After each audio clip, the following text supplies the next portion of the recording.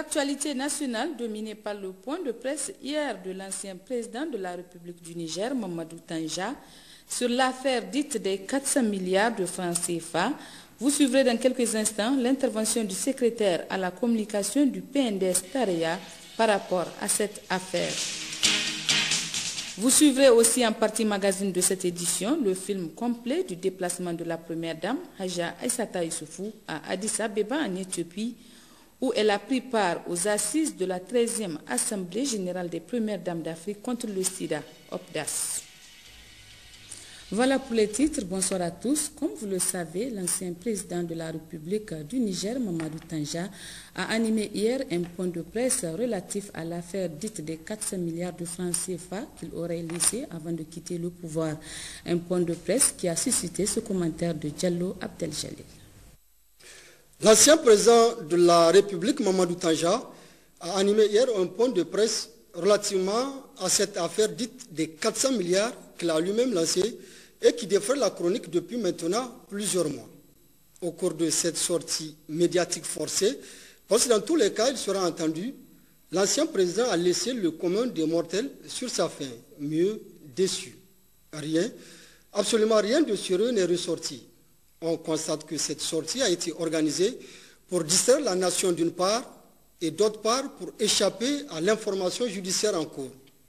On retiendra pour l'essentiel que l'ex-président de la République s'est plutôt évertué de manière mélancolique à rappeler les actions qu'il aurait dû poser au cours de ses 2 mandats à la tête du pays.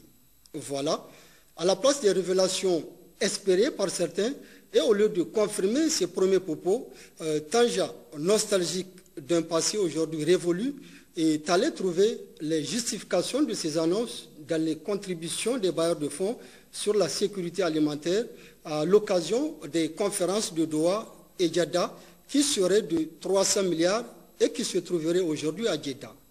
Il faut à ce niveau laisser à Tanja l'entière responsabilité de ses propos.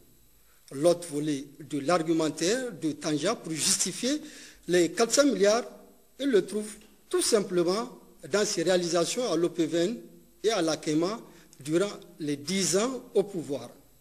L'un dans l'autre, et après des explications tirées par les cheveux, l'ancien président de la République, cette fois plus réaliste, a ajouté que pour savoir qu'il a laissé au soir du 18 février 2010, qu'il faille se référer désormais à son ancien ministre des Finances.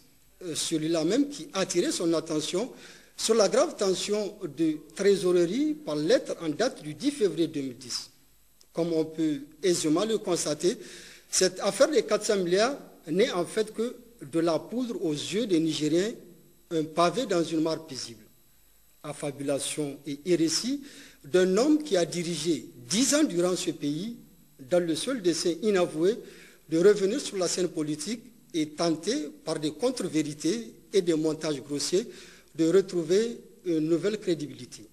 Sortie médiatique inopportune donc, puisque rien de sérieux n'a filtré des dires de l'ancien président de la République. Les Nigériens s'attendaient à des révélations accablantes. Ils ont eu droit à 2. La première, Tanja confirme que c'est bien lui qui a tenu les propos contenus dans l'enregistrement sonore, ce que la justice cherchait à vérifier. La deuxième, il n'a pas laissé 400 milliards dans une banque de la place, ni au Trésor, ni sur aucun compte de l'État du Niger. Donc voilà plusieurs mois de spéculation de tout genre, mais au finish, rien. Pour emprunter une formule aujourd'hui en vogue, on peut dire affaire 400 milliards égale à coquille vide. En somme, et à l'analyse de tout cela, Tanja a mieux à faire pour le Niger que d'agir de cette manière si absurde, contraire au bon sens et l'usage pour un homme de son âge, et par respect à ceux qu'il a été dans notre pays. L'actualité nationale a été dominée par ce point de presse de l'ancien président nigérien, une affirmation qu'il a démentie hier dans son point de presse selon Hirosani, secrétaire à la communication du PNDS Tareya, que je vous invite à suivre. À l'issue de cette conférence de presse de l'ex-président Tanja, tout le monde est tombé de très haut parce que la montagne a accouché d'une souris. aujourd'hui, tous les Nigériens ont compris qu'il n'y a nulle part 400 milliards. Et le président Tanja a été très clair avec les Nigériens en leur disant que non, que c'était une causerie de salon, que c'était une causerie entre amis. C'était dit pour faire plaisir, pour rigoler. C'est ça qu'il a dit. Donc, vraiment, les Nigériens sont éclairés là-dessus. Et aujourd'hui, je pense que plus personne encore ne continuera à croire qu'il y a eu quelque part 400 milliards de francs CFA déposés. Comme Tanja l'avait affirmé dans son premier enregistrement, dans son entretien avec ses amis, il avait dit que non, lui, il a laissé 400 milliards entre la BCAO et le Trésor. Aujourd'hui, il se rétracte. Il dit qu'il n'y a pas 400 milliards. Il y a seulement quelques 300 milliards à la Banque islamique à Jeddah, n'est-ce pas? Or, même si 300 milliards à la Banque islamique, c'est du vent. Il n'y a pas 300 milliards parce que pour qu'un pays dise qu'il a de l'argent quelque part, il faudrait qu'il signe un accord entre celui qui lui donne l'argent et le gouvernement qui reçoit du pays qui reçoit l'argent. Où sont les accords qui certifient qu'il y a ces 400 milliards-là? Est-ce que le gouvernement du Niger a ratifié un accord de prêt ou de don entre lui et ces pays donateurs-là? Est-ce que l'Assemblée nationale a été saisie pour ratifier un accord de ce genre-là? Il n'y a pas tout ça. Donc il n'y a aucun copec à Jeddah ou quelque part encore concernant les 300 milliards, parce qu'il n'y a pas d'accord justement qui ont été signés par l'État nigérien attestant que l'État nigérien peut disposer de cet argent-là. Donc les choses sont claires, il n'y a ni 400 milliards ni 300 milliards comme il est dit. Et il dit que il y a 100 milliards entre l'OPVN et la CAIMA. Mais je rappelle que la CAIMA a été créée par la transition de Salou. Il n'y avait même pas de CAIMA sous Tanja. Comment est-ce qu'il peut laisser quelque chose à la CAIMA alors qu'elle n'existait pas? C'est le régime de Salou qui a créé la CAIMA, n'est-ce pas? Donc, vraiment, aujourd'hui, tous ceux qui pensaient encore qu'il y a un quelconque sérieux ou une quelconque vérité derrière cette histoire de 400 milliards vont aujourd'hui revenir de leurs rêves et se retrouver dans la réalité qu'il n'y a rien du tout. Si des bailleurs de fonds ont promis 400 milliards au Niger, ça veut dire qu'en fait même le régime de cette époque a fait perdre au Niger de l'argent parce qu'il n'a pas ratifié ces accords-là pour avoir ces 300 milliards-là. Je pense que la cause est entendue. Aujourd'hui, tous les Nigériens ont compris. Et cette situation, cette affaire de 400 milliards révèle la vraie personnalité de Tanja Momodou, qui a été constant, que ce soit dans son interview enregistrée par des individus ou dans cette conférence de presse, c'est toujours la même chose. C'est Tanja qui peut faire quelque chose.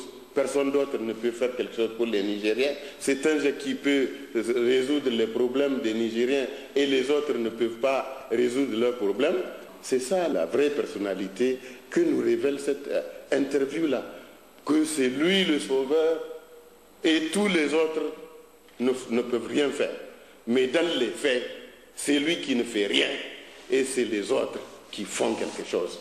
Et la réalité est là pour le prouver. N'est-ce pas?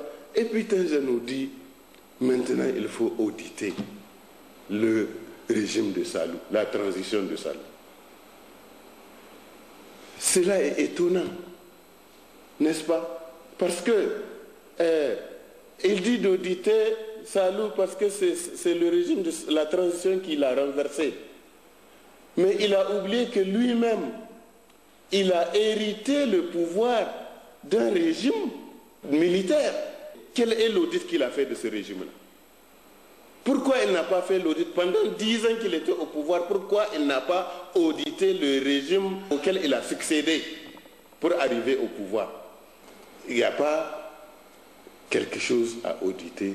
Il faut que les gens le comprennent, n'est-ce pas? Et que vraiment les Nigériens aujourd'hui se fassent une idée définitive de la réalité de ce personnage-là. Tange Mamadou, c'est quand même une personnalité respectable à cause de son âge et tout. Et que il se donne comme cela en spectacle. Et s'il y a un conseil à donner à sa famille, c'est qu'elle le protège davantage contre des gens qui veulent l'utiliser en le ridiculisant comme ça, de cette manière-là, en le jetant en pâture. Vraiment, sur la scène politique-là, il faut que sa famille le protège contre certains politiciens qui prétendent vouloir le protéger alors qu'ils sont en train de le mépriser, qu'ils sont en train de l'humilier pratiquement en lui conseillant de faire des choses comme ça. Suite de cette édition, à la primature, le Premier ministre chef du gouvernement Brigitte Raffini a reçu ce matin en audience la conseillère humanitaire de Londres pour le Sahel, Mme Nadia Jeanne. Plusieurs projets de développement sont en perspective pour le Niger. Donc nous venons de faire une mission conjointe avec ECHO pendant 2 semaines sur la région de Tillabéri, Zinder, Maradi, Tawa, pour regarder la situation telle qu'elle est aujourd'hui, pour partager aussi les impressions de nos partenaires.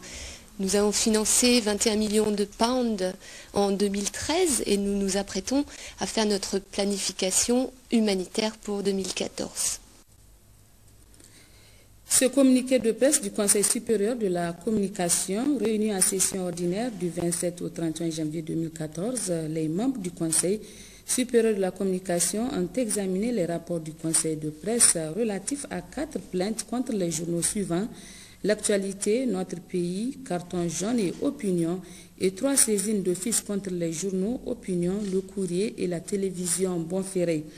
À l'issue de cet examen, la plénière du Conseil supérieur de la communication a pris les décisions suivantes: une mise en demeure adressée aux organes de presse, L'actualité, Carton jaune, Le Courrier et Opinion, pour non-respect de la délibération numéro 97-002/CSC du 4 juillet 1997 portant charte des journalistes professionnels du Niger. Une mise en demeure adressée à la télévision Bonferré pour non-respect des dispositions de l'ordonnance 93-31 du 30 mars 1993 portant sur la communication audiovisuelle. Un non-lieu suite à la plainte du quotidien L'Enquêteur contre le journal Notre Pays. Les médias mis en demeure sont tenus de cesser instamment les manquements qui leur sont reprochés et de diffuser ou de publier la mise en demeure qui leur est adressée. Faute de quoi, le CSC sera dans l'obligation de prendre à leur encontre l'une des sanctions prévues aux articles 20 et 21 de la loi numéro 20-12-34 du 7 juin 2012 portant composition, attribution, organisation et fonctionnement du CSC. En outre, après l'approbation de la plénière du Conseil, le bureau du CSC a décidé d'engager une procédure de saisine d'office contre les médias suivants: la télévision Canal 3, la radio alternative, la télévision Bonferré, le quotidien L'Enquêteur, la télévision La Bari, la télévision Tambara, la télévision Saraounia et Télé Sahel.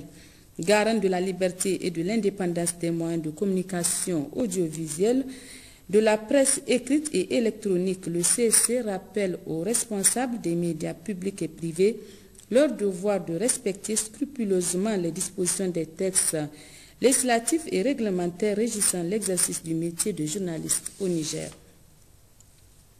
Le ministre d'État, ministre de l'Agriculture, Abdoulabou, a présidé ce matin dans le département d'Aguès et dans la région de Maradi la cérémonie officielle de rétrocession des actifs du projet PEPULDA du service technique de l'agriculture et un projet d'appui à la sécurité alimentaire et au développement de la région de Maradi, Pazadem, Sanoussi Garba et Kassoum Moutari pour le compte rendu.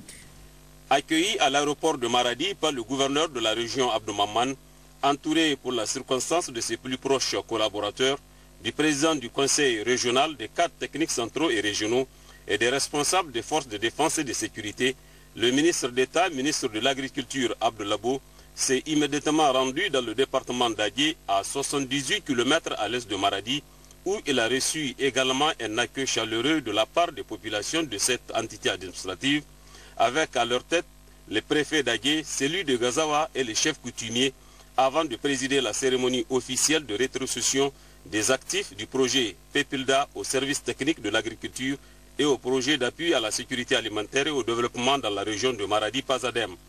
Il faut souligner que le projet de promotion de l'initiative locale pour le développement vient de clôturer après 8 années d'intervention sous la satisfaction du gouvernement du Niger, du FIDA, principal bailleur de fonds, et surtout des populations des départements d'Agué et de Gazawa, ainsi que les communes limitrophes de Saï-Saboua et Jiratawa. Ce sont ainsi plus de 11,5 milliards de francs CFA qui ont été injectés, représentant la contribution du FIDA, du Fonds belge de survie, de l'État du Niger et des bénéficiaires. Pour le ministre d'État, ministre de l'Agriculture Abdoulabou, qui présidait la cérémonie, au terme de ces 8 années de mise en œuvre du PEPULDA, l'on peut, sans risque de se tromper, affirmer que le projet a enregistré à son actif des réalisations concrètes et des impacts significatifs sur les bénéficiaires et dans divers domaines. À la clôture du projet et nonobstant les pertes liées à la fluctuation du taux du dollar, devait ajouter le ministre d'État Abdoulabou, les performances sont jugées très appréciables dans le domaine financier avec un taux effectif de mobilisation des ressources financières de 99,90% pour le prêt FIDA et 99,75% pour le don du Fonds belge de survie FBS, ce qui constitue une performance exceptionnelle dans le cadre de la mise en œuvre des projets et programmes au Niger. La pertinence des résultats obtenus, a déclaré le ministre Abdoulabou, ont amené le gouvernement du Niger et le FIDA à concevoir encore un nouveau projet dans la région de Maradi qui doit éteindre à large échelle ses acquis en termes d'outils, de méthodes et d'innovations porteuses dans la dite région. Le projet dénommé projet d'appui à la sécurité alimentaire et au développement dans la région de Maradi-Pazadem s'intègre parfaitement dans l'initiative 3N. Les Nigériens nourrissent les Nigériens du président de la République, chef de l'État, Issou Mahamadou, à travers laquelle le gouvernement s'est donné comme objectif l'amélioration de la sécurité alimentaire et le renforcement des capacités de résilience des populations. Auparavant, le maire de la commune urbaine d'Agué, Mani Omar Boubé, le directeur du projet Pazadem, Cheb Guéro, le préfet d'Agué, Inoussa Omarou, et le gouverneur de la région, Abdou Maman, sont intervenus pour féliciter l'équipe du PEPULDA pour les multiples efforts déployés pour réussir le projet au grand bonheur de vaillantes populations qui souffraient d'insécurité alimentaire chronique avant le projet et qui maintenant arrivent avec véhémence à faire face aux conséquences liées à cette situation. Les travaux du Forum transrégional sur l'agriculture familiale se poursuivent à Maradi. La journée de ce vendredi a été consacrée aux exposés des structures présentes sur l'opportunité de ce forum et sur l'internalisation de l'initiative 3N. Voici ce que pense le chargé du portefeuille FIDA pour le Niger, Adine Al-Galas.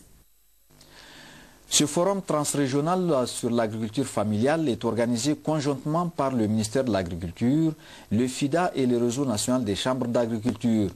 Il vise non seulement à recueillir une vision de l'agriculture familiale par les organisations paysannes, pouvant inspirer la construction du futur programme d'appui à la promotion de l'agriculture familiale, cofinancé par le gouvernement du Niger et les FIDA, mais aussi appuyer le gouvernement dans la formulation des politiques en faveur de l'agriculture familiale au niveau national et sous-régional. Ce forum permettra également de mieux comprendre les besoins et contraintes au développement de l'agriculture familiale et lui garantir un soutien technique conséquent et ouvrir un dialogue permanent entre la société civile rurale et les autorités animé par le réseau national et les chambres régionales d'agriculture, mettant ainsi en contribution les organisations paysannes, les pouvoirs publics, les privés et les partenaires au service d'une agriculture familiale économiquement viable. Ceci dans une vision partagée permettant aux paysans nigériens de mieux se positionner et revendiquer davantage ses forces sur l'agriculture familiale. Pour le Niger, la démarche est cruciale, comme l'est cette année 2014 désignée année de l'agriculture familiale par les Nations Unies. C'est crucial en ce sens que les organisations paysannes puissent faire valoir leur contribution à promouvoir ce modèle social et économique de développement et sa capacité de réduction de la pauvreté rurale tout en améliorant la sécurité alimentaire et nutritionnelle du pays. Toute chose qui donne toute leur importance à la thématique et l'initiative d'organiser ce forum, a précisé le ministre d'État, ministre de l'Agriculture, Abdoulaye Bo. Au Niger, l'agriculture familiale est la principale activité des agro-pasteurs qui constitue plus de 80% de la population du pays. Mesdames, Messieurs, ma présence parmi vous aujourd'hui marque l'intérêt que porte le gouvernement de la 7e République du Niger à toute initiative rentrant dans le cadre de l'amélioration des conditions de vie de nos laborieuses populations. Ces populations, comme vous le savez, font face de plus en plus aux effets néfastes des changements climatiques qui ont un impact négatif sur les productions agro-silvopastorales, les maintenant du coup dans une insécurité alimentaire de plus en plus chronique. C'est pour faire face à cette situation et mener le pays sur une voie de développement humain durable que les autorités de la 7e République, au premier rang desquelles son Excellence M. Issoufou Mahamadou, président de la République, chef de l'État, ont engagé la mise en œuvre du programme de la Renaissance du Niger avec comme ambition majeure de faire en sorte que sécheresse ne soit plus synonyme de famine. Fort opportunément, le Niger a institué l'initiative « Les Nigériens nourrissent les Nigériens ». Aussi faut-il préciser que l'initiative 3N joue un rôle primordial de locomotive aux organisations paysannes dans l'objectif ultime d'assurer une sécurité alimentaire durable aux populations rurales du Niger. Cet état des faits a d'ailleurs été relevé en 3 points par Galastro Vincenzo, le chargé du portefeuille FIDA pour le Niger.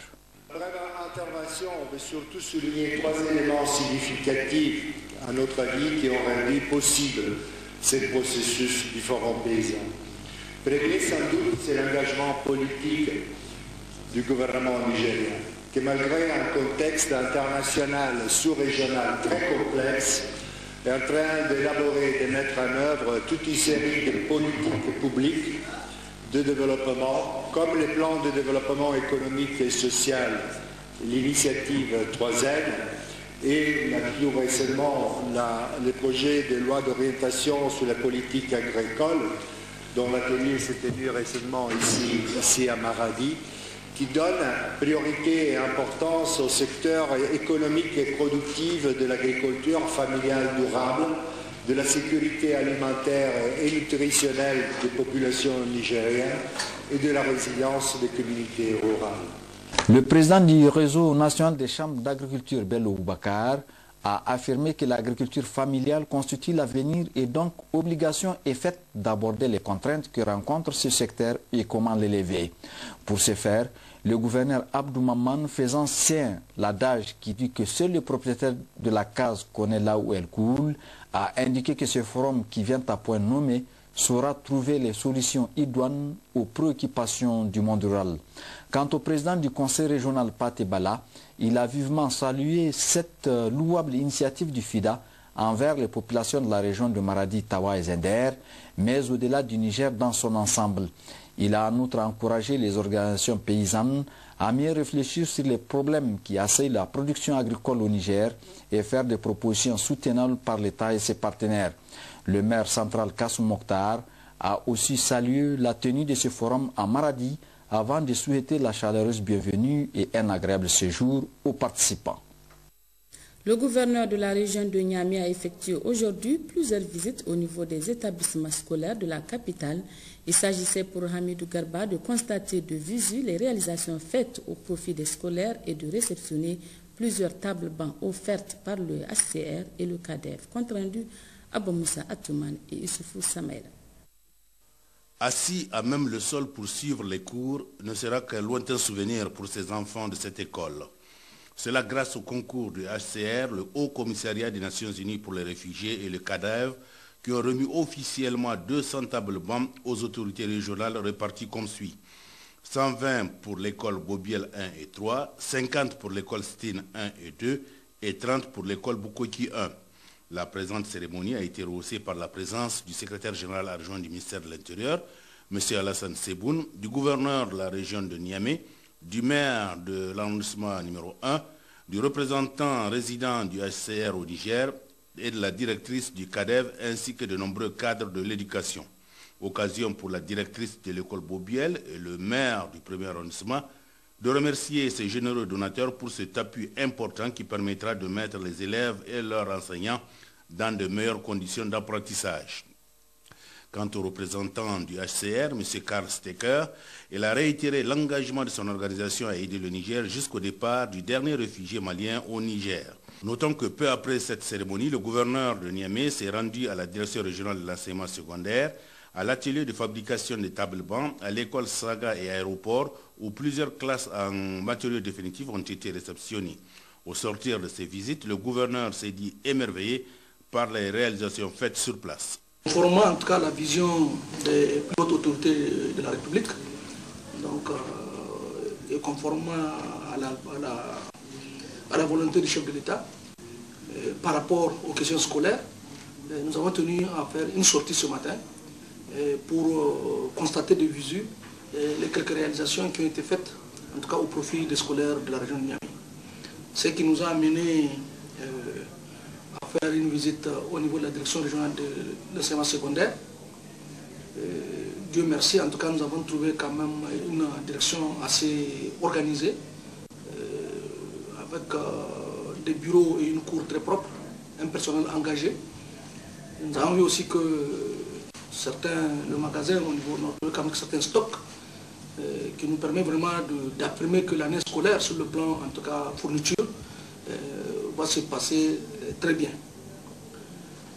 Nous avons également visité les écoles Bobiel 1 et 3, où le HCR, donc, en collaboration avec CADEV, donc, a eu à livrer 200 tables bancs pour la région de Niamey au profit des élèves des écoles primaires Bobiel 1 et 3, Istine 1 et 2 et école Bukoki 1. Nous avons continué pour visiter un atelier de fabrication de tables bancs. Parce que comme vous le savez, la question de tables bancs aujourd'hui nous préoccupe à plus d'un titre. Et nous sommes partis voir un atelier qui a eu une commande de production donc, de tables bancs qui, malgré qu'il n'ait pas eu d'avance de démarrage sur son contrat, a eu quand même à livrer déjà 300 tables bancs sur sa commande. Donc cet acte de patriotisme nous a conduit à lui rendre visite et voir ses capacités de production. Et là, nous avons été émerveillés de trouver au-delà de la production de tables bancs beaucoup de femmes, en tout cas, qui sont en train d'exercer une activité lucrative, une activité génératrice de revenus. C'est vraiment très bien de voir ça. Et c'est pourquoi nous avions demandé à ce que la direction de la promotion de la femme puisse approcher ces femmes-là pour essayer de les encadrer afin que cette activité leur apporte tous les bénéfices nécessaires. Nous avons continué à Saga et à l'aéroport pour réceptionner des classes en matériaux définitifs financées sur fonds propres de l'État. Donc il y a eu 3 classes à Saga et puis 14 classes à l'aéroport. Ce qui nous réjouit beaucoup, parce que ça veut dire que la politique de la 7e République est en train de produire des résultats. l'élimination progressive des classes paillotes. Et au niveau du CS Aéroport, nous avons constaté qu'il n'y a plus de classes paillotes. Cette question, elle est terminée pour de bon. Au niveau de CS Saga, nous avons trouvé quelques classes en paillotes et qui, sous peu, plaise à Dieu, en tout cas, nous allons les éliminer aussi, comme nous avons entamé l'élimination de ces classes en paillotes. Direction Agadez, où le conseil régional apporte un appui conséquent aux établissements scolaires du secteur public en mettant à leur disposition un lot de 200 tables-bancs. Cet appui a été officiellement réceptionné hier par le secrétaire général de la région, Hachim Mohamed et Nassir Nakakali. C'est suite à une requête formulée par les responsables des établissements scolaires secondaires implantés dans la commune urbaine d'Agadez que le conseil régional d'Agadez, sous l'impulsion de son président Mohamed Anako, a répondu favorablement, eu égard aux besoins sans cesse croissants des établissements scolaires en matière de mobilier de qualité adapté aux normes pédagogiques du système éducatif. En remettant cet appui au secrétaire général de la région d'Agadez, Admou Halidou, en présence du second maire adjoint, le directeur régional des enseignements secondaires et les membres du COGES, le secrétaire général du conseil régional, Abdou Salam Hamidou, qui avait à ses côtés quelques conseillers régionaux, a indiqué que ces gestes de son institution procèdent de la volonté des élus de contribuer en tant soit peu à améliorer les conditions de scolarisation de nos enfants. Je vous remets solennellement ce lot de 200 tables-bancs qui amélioreront, je suis sûr, un tant soit peu la qualité des enseignements dans nos établissements secondaires. En réponse au nom des autorités régionales et de l'encadrement, le secrétaire général de la région a vivement remercié le conseil régional d'Agadez pour cet appui qui cadre parfaitement, devait préciser Adamou Halidou, avec les objectifs visés par le programme de renaissance du président de la République, Alhaji Issoufou Mahamadou, qui fait de la réussite du système éducatif au Niger une de ses priorités. Au nom des autorités de la République du Niger, au nom du gouverneur, au nom des populations de la région d'Agadez, j'adresse tous les remerciements au conseil régional d'Agadez pour avoir bien placé 200 tables-bancs au niveau des établissements scolaires de la ville d'Agadez. Remerciements d'autant plus que ce geste du conseil régional cadre parfaitement avec les objectifs du programme de la renaissance du président de la République. À noter sur un tout autre plan qu'au cours de la même cérémonie, que le secrétaire général de la région d'Agadez a procédé à la remise officielle d'un véhicule tout-terrain acquis sur fonds propres de l'État, un moyen roulant destiné à la direction régionale des enseignements secondaires. Adamou Halidou n'a pas manqué à cette occasion d'inviter les bénéficiaires d'en faire un bon usage.